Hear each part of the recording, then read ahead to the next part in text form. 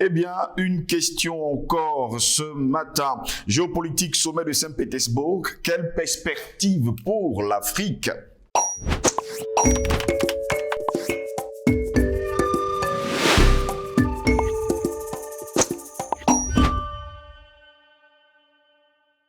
Mesdames, Messieurs, bonjour. C'est toujours un réel plaisir de vous retrouver sur Panafricaniste TV. Bienvenue à toutes et à tous à cette édition de Parole panafricaniste. Eh bien, le sommet Russie-Afrique organisé par Vladimir Poutine s'est achevé ce vendredi 28 juillet 2023 à Saint-Pétersbourg.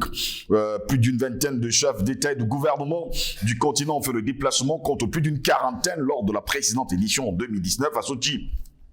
Deux événements se sont télescopés au moment où le pouvoir changeait au Niger après le coup de force des militaires révolutionnaires contre Mohamed Bazoum. Un des derniers alliés, l'armée des Occidentaux au Sahel, s'ouvrait à Saint-Pétersbourg, le deuxième sommet Russie-Afrique en présence notamment des patriotes africains comme le capitaine Ibrahim Traoré ou encore le colonel Assimi Goïta. Le deuxième sommet Russie-Afrique a donc eu lieu le 27 et 28 juillet à Saint-Pétersbourg en Russie sous le slogan « Pour la paix, la sécurité et le développement ». Il visait à renforcer le partenariat stratégique entre la Russie et l'Afrique, à promouvoir le dialogue politique, à élargir la coopération économique et à encourager les échanges culturels et humanitaires. Il s'agissait d'un événement diplomatique majeur qui a réuni les dirigeants de la Russie et les représentants de plus de 50 pays africains ainsi que ceux d'organisations régionales et internationales, des milieux d'affaires, de la société civile et des médias. Le sommet a également été l'occasion d'examiner les progrès et les réalisations du premier sommet Russie-Afrique qui s'est tenu dans la station balnéaire russe de Sochi en 2019 et de fixer de nouveaux objectifs justement et des priorités.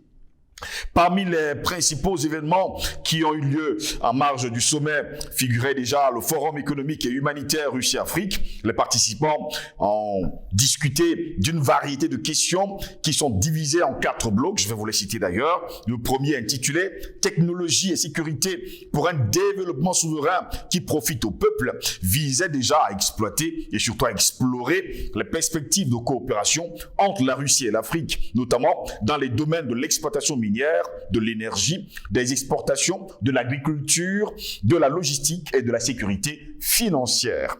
Dans le second, c'était sécurité intégrée et développement souverain. Vous comprenez d'ailleurs que le mot souverain revient tout le temps. Eh bien, les questions ont été soulevées liées à la sécurité internationale et à la stabilité géopolitique, à la sécurité régionale et à la coopération dans la lutte contre la corruption et les cartels transnationaux. Cette section a abordé également la sécurité alimentaire en Afrique, la sécurité de l'information et les défis posés à la souveraineté électorale. Sur le plan technologique, la troisième section du forum, il y avait déjà comme thème coopération scientifique et technologique qui a examiné les perspectives pour renforcer le partenariat dans les domaines des infrastructures, on va le dire ainsi, de l'innovation, ainsi que l'introduction de technologies de pointe russe, notamment les technologies numériques, industrielles, nucléaires et spatiales, en vue de promouvoir le développement durable en Afrique. À cet égard, l'agence spatiale russe Roscosmos a récemment annoncé son intention de signer des accords de coopération avec des pays africains lors de ce sommet, ce qui a d'ailleurs été fait avec plusieurs pays, dont le Burkina Faso, le Cameroun, on ne va pas également oublier le Mali et bien d'autres encore que je ne saurais citer ici. Voilà pourquoi nous nous interrogeons encore ce matin. Géopolitique, sommet de Saint-Pétersbourg. Quelle perspective pour l'Afrique? Pour répondre à nos questions, nous sommes avec Albert Anatolaïssi, il est journaliste d'investigation. Albert Anatolaïssi, bonjour, bienvenue à vous. Bonjour à vous, Steve Giselangos. Je dis bonjour aux techniciens, je dis bonjour à l'Afrique, bonjour au peuple nigérian, au peuple centrafricain. Il vient de se tenir, je crois, dimanche passé, dimanche dernier, le référendum conditionnel. Malgré, n'est-ce pas, les tentatives de boycott, de sabotage même, n'est-ce pas, d'une certaine opposition de ce côté-là, ce référendum a mobilisé les populations, les 10 populations de Centrafrique qui sont désormais engagées dans une dynamique d'émancipation, de souveraineté, mais surtout de véritable indépendance. Je dis bonjour aux Afros, à tous ces Afros-là qui nous regardent je parle des Africains. Quand je parle d'Afro, je parle des Africains et les Africaines qui nous regardent du côté des États-Unis. Il y a une grande diaspora noire de ce côté-là.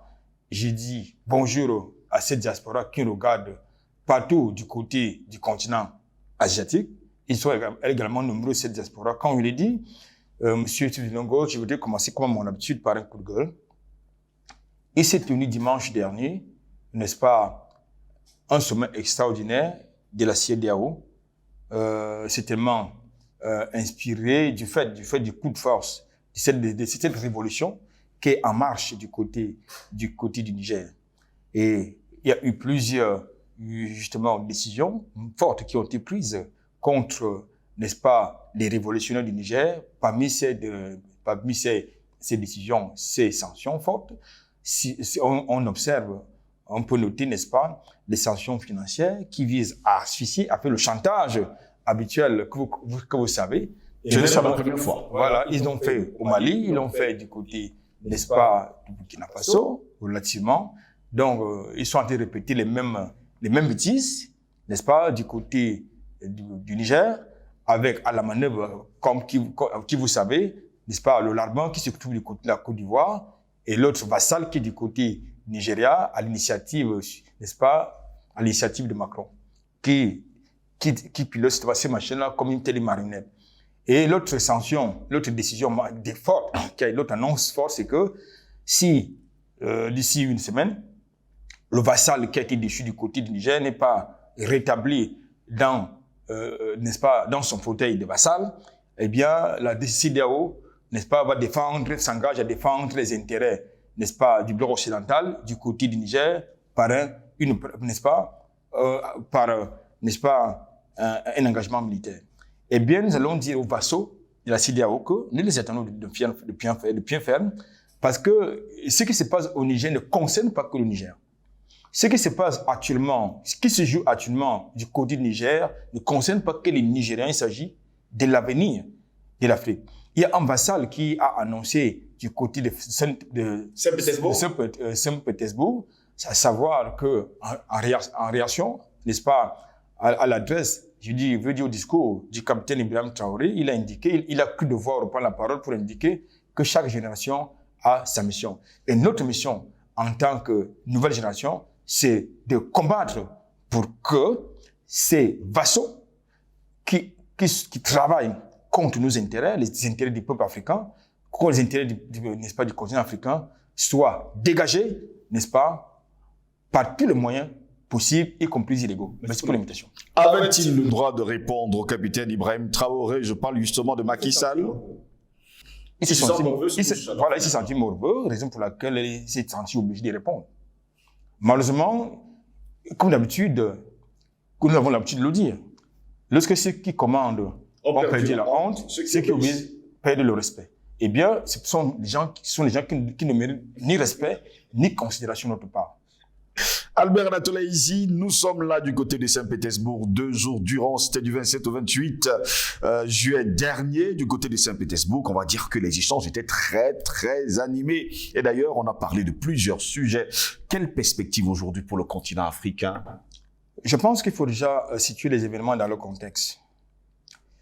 Le deuxième sommet Russie-Afrique, c'était dans le triple contexte de l'opération militaire spéciale actuellement en cours du côté de l'Ukraine et à laquelle la Russie est confrontée, n'est-ce pas, à une armée internationale portée par l'OTAN et Washington. Il s'agit d'une coalition internationale, si vous voulez, qui est engagée de ce côté-là contre la Russie. Et dans un contexte où vous avez eu tout un aéropage de sanctions économiques, financières, une tentative d'isolement diplomatique de la Russie. Et vous avez d'ailleurs suivi dans ce contexte que certains médias, certains analystes, n'est-ce pas, du dimanche, n'est-ce pas, dit sur leur plateau que du fait de son isolement, Poutine est en train de faire les yeux doux au continent africain. Et ils ont même fait une analyse comparative entre le premier et le second sommet, qu'ils ont estimé qu'il n'était pas très couru comme le précédent. Bon, j'ai un peu rigolé. Ça veut dire qu'ils sont vraiment lamentables, ces analystes du dimanche. Le second contexte, c'est justement le basculement géopolitique qui est en train de se mettre en place avec, n'est-ce pas, l'avènement d'un monde multipolaire, la mise en place des BRICS. Donc, ça, c'est important. Le second contexte, c'est l'organisation dans quelques jours du côté de l'Afrique du Sud, du sommet des BRICS, qui va justement consacrer, qui va peut-être certainement mettre en place de véritables instruments à la financier, économique, politique, diplomatique, justement n'est-ce pas, de ce regroupement qui quand même représente, je sais pas, des BRICS, qui représente quand même près de 35% du PIB mondial contre 31% du G carrément machin, si vous voulez. Donc, je crois que c'est le type de contexte dans lequel intervient justement ce sommet de Saint-Pétersbourg. Quand je l'ai dit, quelles peuvent être les perspectives pour l'Afrique? Mais, eh bien, écoutez, comme nous l'avons observé d'ailleurs dans diverses prises de parole, nous avons constaté une cacophonie. Une cacophonie qui vient du côté du continent africain, où nous observons qu'il y a comme une sorte, qu'il y a deux blocs dans le même continent. C'est-à-dire, sur environ 49 chefs d'État de gouvernement qui étaient représentés à cet événement, il y a eu comme une sorte de cacophonie, où vous avez deux blocs qui sont véritablement exprimés. Un bloc qui milite pour les intérêts de l'Occident, incarné par celui qui a cru devoir répondre et réagir au discours, n'est-ce pas, du capitaine Ibrahim Traoré, je sais pas, de ce vassal de Macky Sall. L'autre bloc qui s'est véritablement engagé dans la rupture et dans la souveraineté, dans la véritable indépendance et qui n'a d'injonction à recevoir de personnes. Ce bloc incarné par une autre génération, que vous appelez à l'initiative, n'est-ce pas, portée par le capitaine Ibrahim Traoré. Donc, et ce bloc, suivi un peu par quelques vieux briscards, comme Paul Biya du Cameroun, entre autres, s'est donc exprimé. Et nous venons constater que il y a justement une sorte d'émancipation qui est en marche et qui n'est plus complexée. Il s'agit d'une génération qui est décomplexée, qui dit les choses comme elle le pense, cette génération-là, et qui est incarnée par le capitaine Ibrahim Traoré, et qui a été applaudi. C'était révolutionnaire. Et nous sommes véritablement engagés dans ces révolutions qui voudraient que l'Afrique reste aux Africains, que l'Europe reste aux Européens, comme c'est le cas chez eux, et non que l'Afrique reste aux Européens qui ont le devoir, le droit de nous imposer tout n'importe quoi, y compris le mot sexualité. Cette racaille morale, n'est-ce pas? Donc, je pense que les perspectives sont bonnes pour l'Afrique. Cette Afrique, c'est ce qui s'émancipe. Oui. Je crois qu'il y a eu du concret. D'abord, au niveau de la prise de parole, il y a eu des engagements qui ont été tenus, notamment qui ont été pris par le président Poutine, à savoir, même si le continent n'en a pas véritablement besoin, c'est-à-dire permettre à certains pays du continent africain d'avoir les céréales russes, tout ce que vous voulez. Mais en fait, le continent africain n'a pas besoin de ça. Je crois que c'est pour ça qu'il y a eu tout un atelier consacré à l'agriculture. Parce qu'aujourd'hui, l'Union européenne, pour continuer à jouer les intéressants sur le continent africain, est en train de s'engager avec Macron, c'est-à-dire la France, sur un fumeux projet phare qui consiste à financer l'agriculture sur le continent africain. Mais ils ont attendu beaucoup d'années pour nous proposer, n'est-ce pas, un programme visant à industrialiser, à moderniser l'agriculture en Afrique. Mais il s'agit, c'est de la fumisterie. Tu sais, ce truc. Autant vous le dites tout de suite, le projet FAM, c'est de la fumisterie. On vous a dit que c'est porté par l'Union européenne et la France. C'est de la fumisterie. Dans le contexte camerounais, c'est un machin qui a été proposé par quelqu'un qui est très introduit du côté de JICAM et qui va mobiliser, soit disant, 20 milliards de francs CFA. Est-ce que le Cameroun a besoin de 20 milliards de francs CFA pour s'engager dans une politique agricole? C'est de la fumisterie. Et lorsqu'on vous dit que le JICAM, c'est le MEDEF, il s'agit d'une rampe qui consiste à maintenir la plupart de nos sociétés, de nos États, dans l'escarcelle géopolitique française et européenne. C'est la même situation. Tout ce que vous connaissez, toutes ces organisations patronales, ce sont les officines occidentales. Ce sont les officines françaises. Donc, du point de vue de l'agriculture, je crois qu'il y a tout un atelier là-dessus qui a été consacré sur cette question du côté, n'est-ce pas, de la Russie, qui va consister justement à véritablement financer les portées de projets agricoles ou agro-pastoraux de ce côté. Donc, on n'a pas besoin des initiatives de l'Union européenne ou de la France sur notre territoire. Ça, c'est la première chose. La seconde chose, vous, aujourd'hui, tout le monde peut être arrogant du côté vis-à-vis n'est-ce pas, de l'Afrique. Pourquoi? Parce que l'Afrique ne dispose pas d'une bombe, d'une arme de dissuasion. Oui. Je crois que la Russie s'est engagée avec l'Afrique à permettre à l'Afrique, je veux dire, à obtenir ou à détenir une arme de dissuasion, une arme de dissuasion, c'est-à-dire une arme nucléaire. Et je pense que le Kenya s'est engagé également dans cette dynamique. C'est-à-dire qu'il faut, sur le continent africain, une arme nucléaire. Et je pense qu'il est désormais nécessaire. Dans son allocution, par exemple, le président de la transition burkinabé, Ibrahim Traoré, capitaine Ibrahim Traoré, a demandé que la Russie soit pragmatique, soit concrète, fasse peu de pragmatisme de concrète n'est-ce pas, fasse peu de pragmatisme en ce qui concerne l'exploitation de l'uranium du burkinabé, afin de permettre au Burkina Faso de pouvoir, à travers son uranium, construire des centrales nucléaires. Voilà quelque chose. Et je crois que le capitaine burkinabé qui a eu, n'est-ce pas, un séance de travail tête à tête avec le président Poutine, a obtenu du concret dans ce sens. Voilà du concret. Vous avez donc des individus qui sont outre-Méditerranée, au lieu de vous engager à s'émanciper du point de vue, n'est-ce pas, industriel, vous amène plutôt l'homosexualité. Vous appelez ce que vous appelez les valeurs. Donc, nous sommes dans le concret dans la Russie.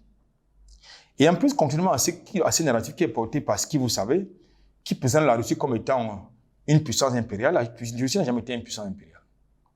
Pour le continent africain, la Russie n'a jamais été une puissance impériale. Bien au contraire, la Russie a été une puissance de décolonisation.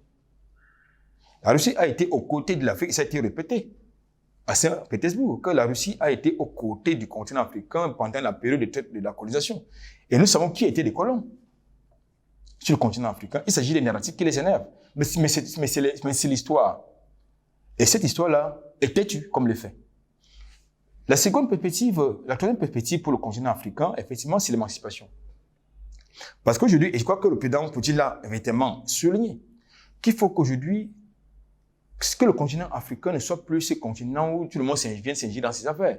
Un peu comme ce qui se passe actuellement du côté du Niger, où vous avez un illuminé, soutenu par Washington, l'Union européenne, qui sort des gros muscles pour menacer la révolution, les acteurs de la révolution, qui sont du côté du Niger, et soutenu et amplifié par cela, par les Assidéo, c'est-à-dire ces vassaux que vous connaissez. Donc, je pense que voilà les perspectives pour, justement, le continent africain s'inscrit dans la mouvance multipolaire. Et la multipolarité va permettre à ce que, véritablement, ce fameux droit international s'exprime sans discrimination, pas de manière sélective, mais que, véritablement, que ces organisations arrogantes, continentales arrogantes, sous-régionales arrogantes, soient effacées, soient réformées si c'est nécessaire, mais surtout que le droit international ait son sens. Parce que actuellement, le droit international n'a pas son sens avec l'ONU, dans sa forme actuelle. L'ONU, dans sa forme actuelle, est au service des mondialistes, est au service n'est-ce pas, de la criminalité internationale, est au service de Washington, de l'Union européenne, et non au service, n'est-ce pas, des pays du Sud. C'est une réalité. Lorsque nous parlons de pays du Sud, il n'y a pas que les États africains. Vous avez les États, d'autres États de l'Amérique du Sud, oui, qui sont quelques États de l'Asie centrale, qui ne se considèrent pas comme étant membres à part entière de ces choses. Écoutez, le continent africain, c'est qu'en cas d'État. L'Union européenne, c'est 27 États. Mais vous ne trouvez pas qu'il y a un problème en termes de représentativité du côté de l'ONU? C'est-à-dire l'Union européenne, 27 États, a au moins 4 membres, au moins 5 membres permanents au Conseil de sécurité. L'Afrique qui a 54 États, aucun. Mais vous trouvez qu'on doit pouvoir continuer à rester dans ces machins-là? Je ne pense pas. Donc, je pense que il faut véritablement une dynamique de révolution pour que l'Afrique soit respectée. Parce que s'il n'y a pas une dynamique de révolution pour que l'Afrique soit respectée, ça se passera comme ça se passe actuellement du côté Niger, où n'importe quel loupard, qui n'a aucune envergure, peut prendre la parole pour se tenir, parce qu'il a le manteau d'un président, je ne dis pas de Macron, pour tenir des propos arrogants. C'est qu'il est question. Et ça, c'est quelque chose qu'il faut absolument combattre. J'ai mis avec fermeté et de manière radicale, parce qu'on ne joue pas avec notre cerveau. Pour bon nombre de spécialistes, Albert Anatola, ici, ce qui s'est passé du côté de Saint-Pétersbourg était justement la naissance de ce monde multipolaire. Et la prochaine réunion de BRICS sera tout simplement, on va le dire, la signature de ce monde multipolaire.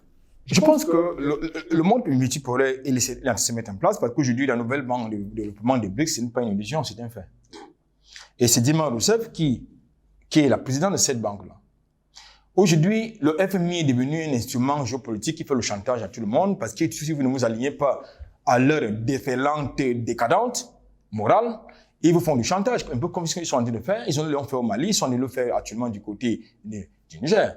C'est-à-dire qu'ils utilisent la Banque mondiale, le FMI, comme monnaie de chantage. Pour les peuples qui veulent s'émanciper, qui pensent que notre monde est possible. Donc, avec les BRICS, je crois que le BRICS est porteur de bons projets, de grands projets pour les États du Sud, pour les pays du Sud. C'est important. Je pense qu'aujourd'hui, quand on voit que n'importe quoi qui se raconte, n'est-ce pas, sur la République centrafricaine, ou bien sur le Burkina Faso, c'est parce que justement, ou bien sur le Mali, c'est parce que justement les dirigeants de ces pays sont engagés dans cette dynamique qui pensent que notre monde est possible et nécessaire. Donc, je crois qu'aujourd'hui, avec le sommet des BRICS qui est annoncé du côté d'Afrique du Sud, je crois que nous aurons affaire à du concret. Nous n'aurons plus affaire à une sorte, j'ai envie de dire, de concept qu'on va vendre la démocratie comme étant une panacée. Les droits de l'homme, les droits de l'humanité internationale qui s'appliquent à géométrie variable et de manière sélective et qui est présenté comme étant une panacée. Tout à l'heure, je vous indiquais que l'Europe ne s'est pas construite sur les bases démocratiques. L'Europe a une histoire de coup d'État. L'Europe a une histoire de monarchie. L'Europe a une histoire de génocide, d'assassinat. Alors, l'Europe a une histoire de colonisation, de traite négrière. Est-ce que l'Europe est bien placée? Est-ce que les États-Unis sont bien placés pour nous parler de la démocratie? Ils sont très mal placés pour nous parler de la démocratie. Ils sont très mal placés pour nous parler des droits internationaux, des droits humanitaires internationaux. Ils sont très mal placés. Mais alors très mal placés. Parce qu'ils ne sont pas des modèles. Soit dit en passant, dans le genre. Donc, je crois qu'aujourd'hui, nous avons une histoire commune avec la Russie. C'est-à-dire que lorsque je parle de nous, je parle du continent africain. Nous avons une histoire commune avec la Russie, une histoire glorieuse, une histoire qui n'est pas faite, qui n'est pas teintée de sang. L'histoire de l'Afrique avec les États-Unis, c'est une histoire teintée de sang. L'histoire du continent africain avec les Russes, c'est une histoire teintée de sang. Même en 2023, notre histoire avec les Russes, c'est le sang. Donc, aujourd'hui, vous avez sur le continent africain. Mais attendez, j'étais outré de constater en début d'année, je crois en fin d'année dernière, constater que toute une organisation, tout un théâtre qui a consisté à dépenser l'argent public du côté de la République démocratique du Congo, ce théâtre a consisté à recevoir la dent des héros congolais. Oui. C'est-à-dire Patrice Emery Lumumba. C'est-à-dire au lieu que la République démocratique du Congo engage un procès international contre la Belgique qui a perpétré des crimes inimaginables sur les Congolais, mais on a déroulé un tapis rouge à des criminels, à des génocidaires. Mais c'est ça, et vous voulez que cette Afrique soit respectée quand vous avez des acteurs de cette nature? Donc, je pense qu'aujourd'hui, la nouvelle génération voudrait que cette histoire-là soit réécrite et assumée. Assumée par les auteurs des assassinats, pas les criminels. Ça, c'est important. Donc, pour revenir à votre question, quelles sont les perspectives pour l'Afrique? La première perspective, c'est qu'il faut qu'il y ait cette souveraineté, parce que la plupart des discours, des prises de parole que nous avons observés, et même les sujets qui étaient mis sur la table, hein, parler de la souveraineté, de la non-ingérence dans nos affaires, de la véritable indépendance. Donc, je pense qu'il faut évidemment qu'on s'engage dans cette véritable souveraineté, parce qu'aujourd'hui, lorsqu'on parle du droit international, elle se limite sur les berges de la Méditerranée. Et de préférence, quand vous venez du côté du continent européen. Et non, lorsque vous êtes du côté du continent africain. Tout à l'heure, je vous faisais comme savoir, je vous faisais observer, vous vous rappelez que lorsque les emprises de certains pays africains ont été, les emprises diplomatiques et consulées ont été attaquées du côté de la France, ça n'intéressait pas la France. Mais dès lors que ces emprises ont été attaquées du côté à la fois du Burkina Faso, bien du Niger, ça devient intéressant au point où on a convoqué le droit international. Voilà donc comment ça fonctionne. Et ça ne devait pas continuer à fonctionner comme ça. C'est-à-dire, au gré des intérêts, ils convoquent le droit international, ils convoquent le droit humanitaire international, non. Ça devrait s'appliquer en tout temps lorsque ça concerne un État membre de l'ONU. L'ONU qu'il faut réformer. Et l'ONU, au sein de laquelle l'Afrique devrait avoir 3 places de membres permanents avec droit de veto. Merci à vous, Albert Natola, ici, d'avoir été des nôtres. C'est fait un plaisir. Mesdames et messieurs, merci également à vous de nous avoir suivis. Au plaisir de vous retrouver très bientôt. Passez une grave